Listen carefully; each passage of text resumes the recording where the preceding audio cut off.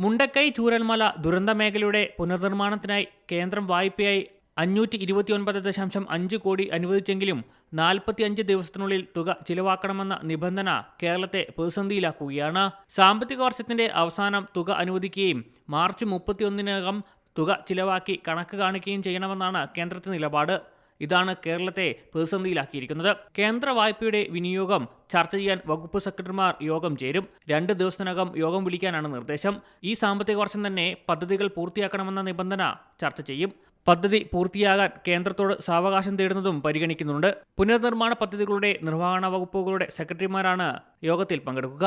ധനകാര്യ വകുപ്പിന്റെ ചുമതലയുള്ള additional chief secretary doctor A ജയതിലകിന്റെ നേതൃത്വത്തിലുള്ള യോഗത്തിൽ പൊതുമരാമത്ത്, റവന്യൂ, ജലവിഭവവും പൊതുവിദ്യാഭ്യാസ വകുപ്പുകളുടെ സെക്രട്ടറിമാരും പങ്കെടുക്കും. കേന്ദ്രത്തോട് കാലതാമസം തേടുന്നടക്കമുള്ള കാര്യങ്ങൾ യോഗത്തിൽ ചർച്ചയാകും. കേരളം ആവശ്യപ്പെട്ടത് ഭരണഘടനാപരമായ ആവശ്യമാണെന്നും കേന്ദ്രം അനുവദിച്ചത് ഉപാധികളോടെയുള്ള ലോൺ മാത്രമാണെന്നും റവന്യൂ വകുപ്പ് മന്ത്രി കെ രാജൻ പറഞ്ഞു.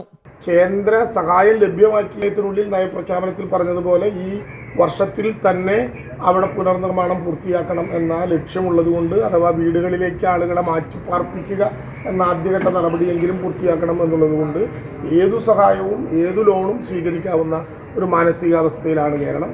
ഇങ്ങനെ ലഭ്യമാകുന്ന ലോൺ ഇനി കേരളത്തിൻ്റെ ബോറോയിങ് കപ്പാസിറ്റിയിൽ ഉൾപ്പെടുത്തുമോ എന്ന കാര്യം കൂടി പരിശോധനയ്ക്ക് വിധേയമാക്കേണ്ടതാണ്. ചിലപ്പോൾ അങ്ങനെയും ഒരു ക്രൂരമായ ബലിതം കേരളത്തിനോടങ്ങ് നടത്തിക്കളയാം എന്ന് ആളുകൾ തീരുമാനിച്ചാൽ എന്തു ചെയ്യും എന്നുള്ളതാണ് പ്രശ്നം. മന്ത്രിസഭാ യോഗവും വിഷയം ചർച്ച ചെയ്തേക്കും. ദുരന്ത മേഖലയുടെ പുനർനിർമ്മാണത്തിന് വേണ്ടി സംസ്ഥാനം സമർപ്പിച്ച 16 പദ്ധതികൾ അംഗീകരിച്ചാണ് കേന്ദ്ര ധനമന്ത്രാലയം 529.5 കോടി രൂപ പലിശരഹിത വായ്പയായി അനുവദിച്ചത്. C Malayalam news, Thiruvananthapuram. പുതിയ വാർത്തകളും വിശേഷങ്ങളും ഇനി വിരൽ തുമ്പിൽ. എല്ലാ ഡിജിറ്റൽ പ്ലാറ്റ്ഫോമുകളിലും ഇപ്പോൾ സി മലയാളം ന്യൂസ് ലഭ്യം.